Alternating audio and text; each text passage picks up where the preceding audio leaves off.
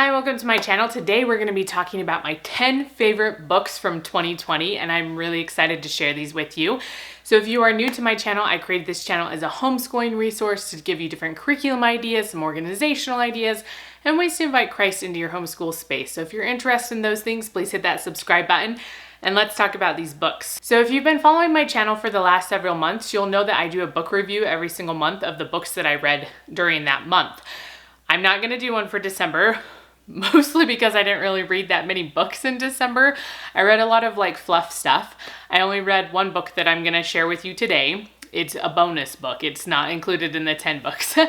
But today I just wanted to share my 10 favorites out of all the books I read. And I read about 130 books this last year. A lot of them were a lot of fluffy like romance books, but there was a lot that were also very like solid educational books and not just wasting my time and stuff type books. Anyways, and so these are the 10 that I like the most. As I look through my list the last few days, these are the ones that I wanted to share with you and tell you that if I would recommend any books for you to read in this upcoming year in 2021, because it's here, that these would be the books that I would recommend.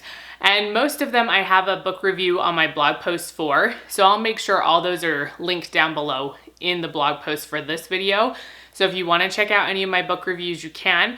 I will also make sure the videos from the months that these books were in are posted as well. So I won't give an in-depth review of the books here because we would be here all day.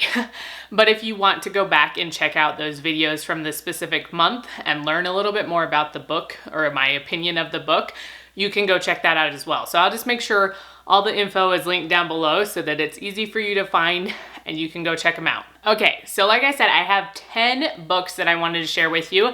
And then if you stay to the end, there's a few bonus books that I'm gonna share with you as well. It's not gonna be that long, okay? But there's gonna be a few bonuses, so you can stay till the end if you wanna see those, or you can skip there, because let's be honest, that's what some people are gonna do. But these books kind of naturally split themselves into categories. So I'm gonna keep them in categories as I talk about them.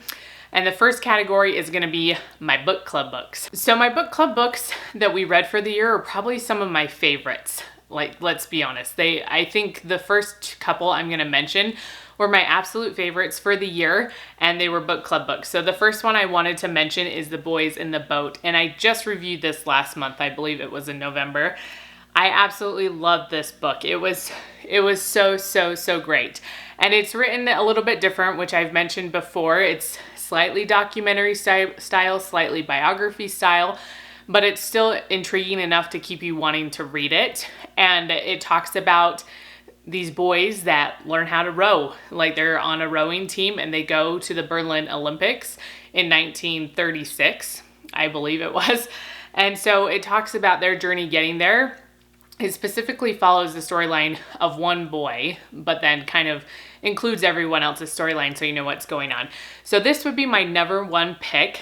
If you were to read a book this next year, this is the one I would recommend. The next book club book that I absolutely love, that I would choose as my second favorite book for the whole year, was Where the Wind Leads. This one I read several months ago. It's been a while.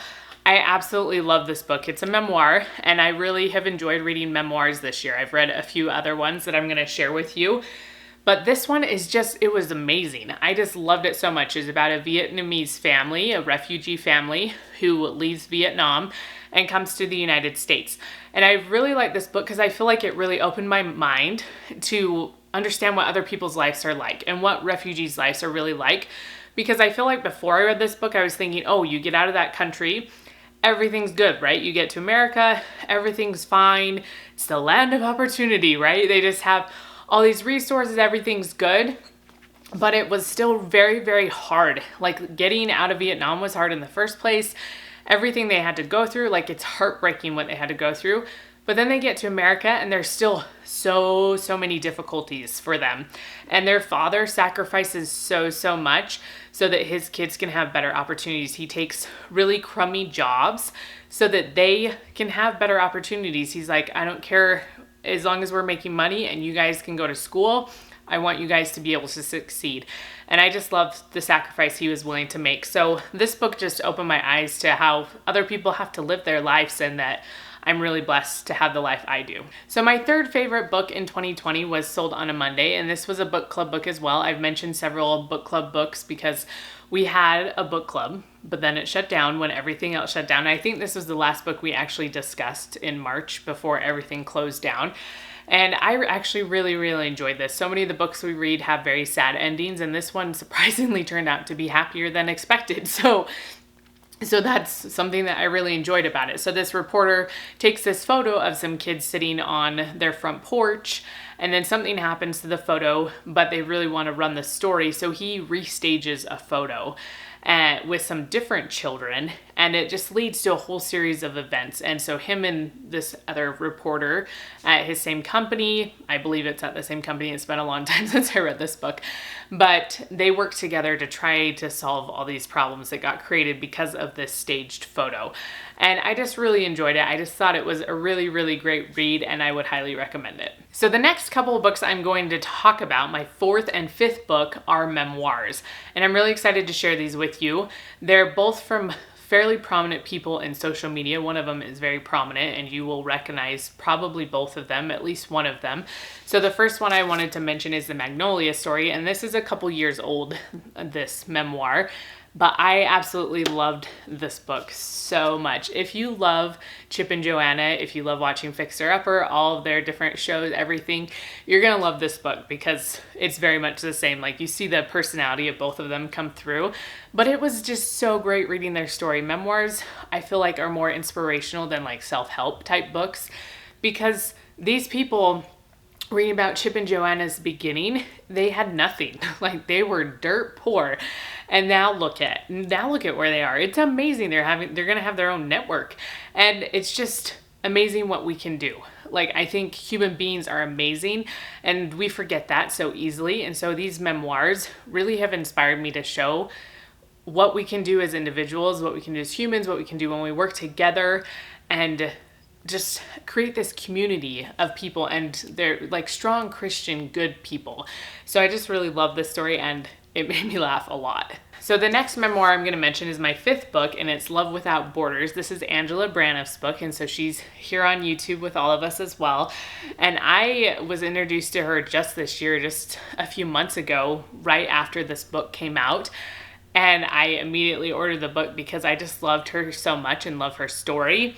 And this book is, again, amazing. It just has that background where you don't start life thinking you're going to be famous or anything like that. All these people are going to know who you are.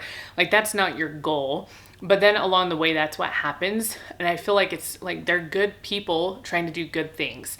And because of that, they're able to accomplish great things. And I just really love reading their stories with her story, and with the Chip and Joanna, just seeing what they started as and where their life began and what they're doing now. And her stories of adoption just were amazing. I don't have any adopted children, but I have been to Africa. I did service there when I was a teenager, and one of her sons, I believe, is from Africa, and it was just reading his story just brought memories back, and it was just amazing. Like, just reading about it was just absolutely amazing to me.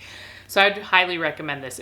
I read it really quick because it was that good. Okay, so this next set of books is basically human development books, and that's going to finish out our 10. So the sixth one is Free Range Kids, and I love this book. She is hilarious, guys. First of all, if you just want to laugh really hard, go get this book and read it because she is so funny. But I also just loved a lot of her ideas, and just the idea that, yes, there's a lot of difficult things that happen in the world. There's a lot of evil, there's a lot of bad things, but there's also very low likelihood that it's going to happen to you and to your family. And so give your kids a little bit of freedom, basically. And she goes through a lot of ways we can do that and give suggestions, and just talks about some of the research behind it. You know, how a lot of things, there's just not research to support us being so anxious about different things. And so, you know, let your kids stay home by themselves, like your younger kids, like 6, 7, 8. I don't know if I'd leave younger kids in that home. I'd be afraid that my home would not be here when I got back. But then also give your kids jobs. Let them be independent, let them be responsible, all those types of things. And I just thought it was a really good book.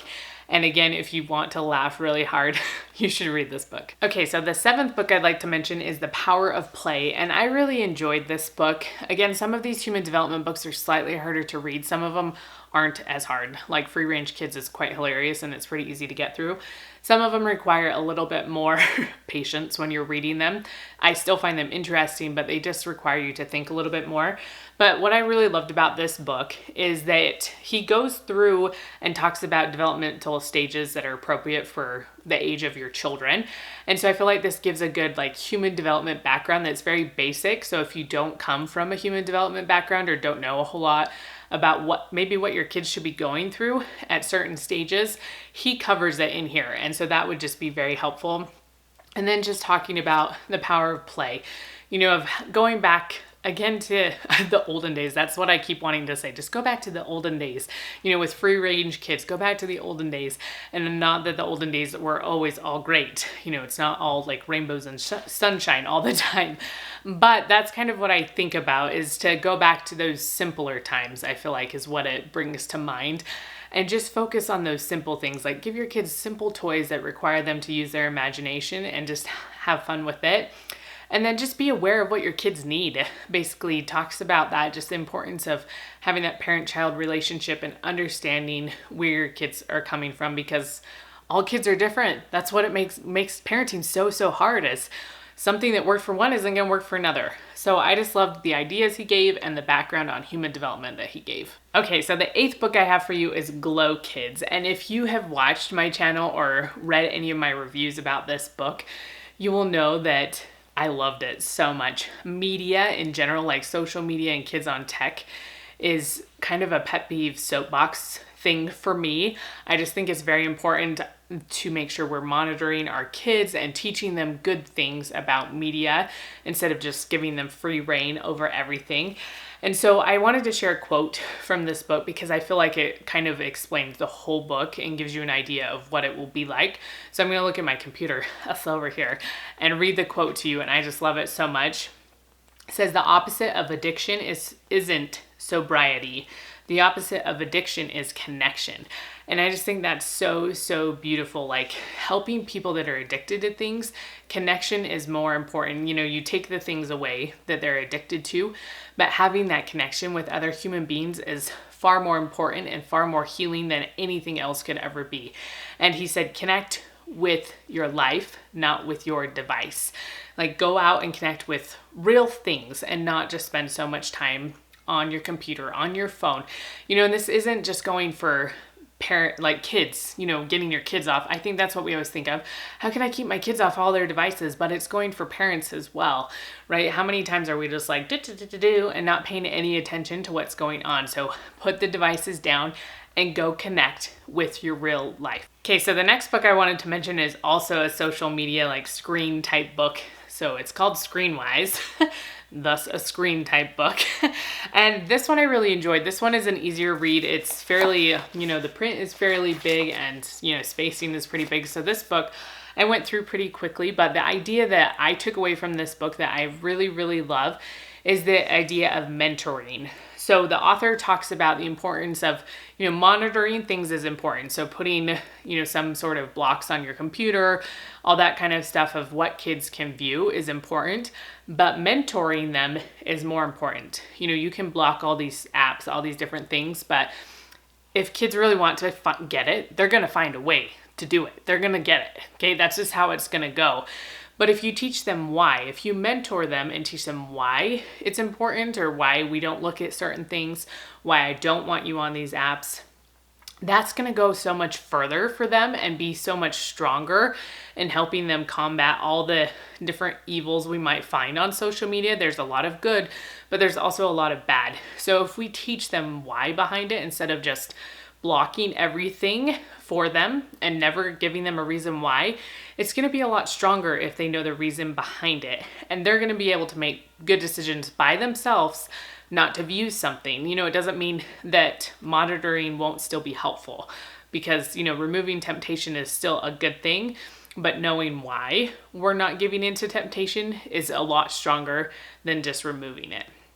So I just really enjoyed this book. I thought it was very, very good and loved all the points and just the ideas that it gave. And the 10th book I wanted to mention is Ready, Set, Breathe. This year I've read a lot of mindfulness books more at the beginning of the year. I was very into it and trying to help my kids and help myself because I'm kind of a stressed out basket case a lot of the time.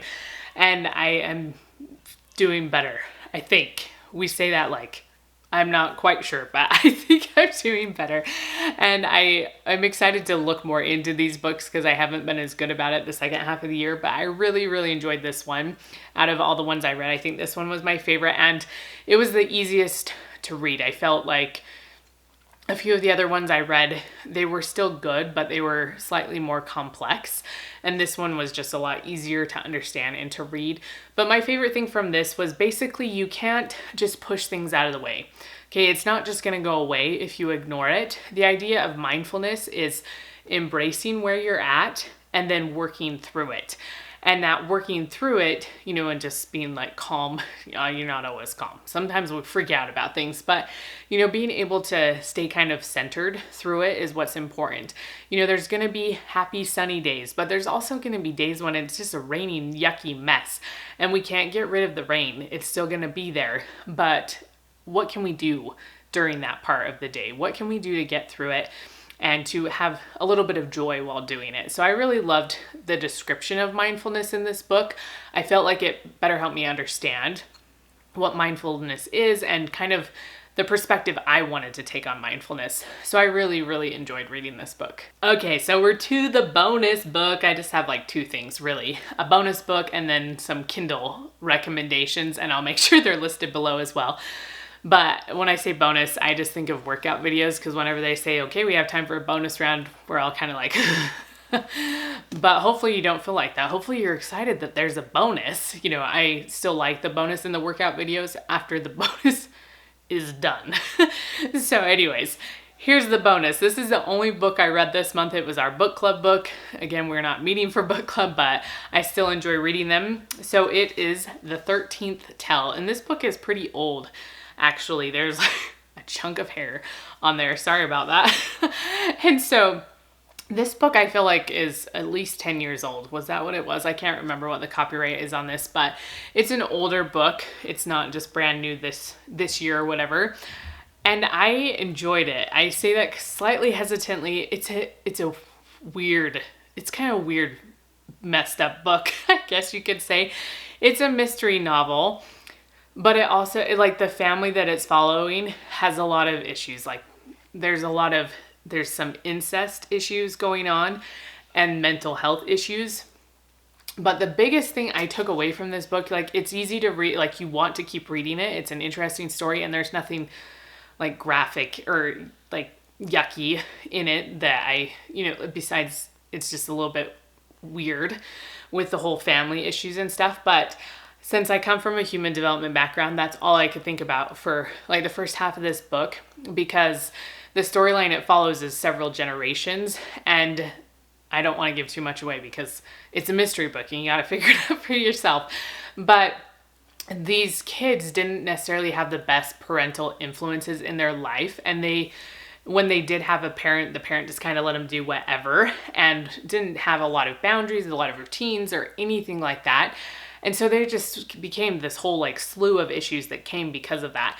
And so as I read it, that's all I could think about. The importance of having some sort of structure, like our kids having structure in their lives, having some sort of boundary, and just knowing that you're there, that you love them, that you can connect with them. And that's so important. And not just, there's one family situation where the one child is paid more attention to than the other child.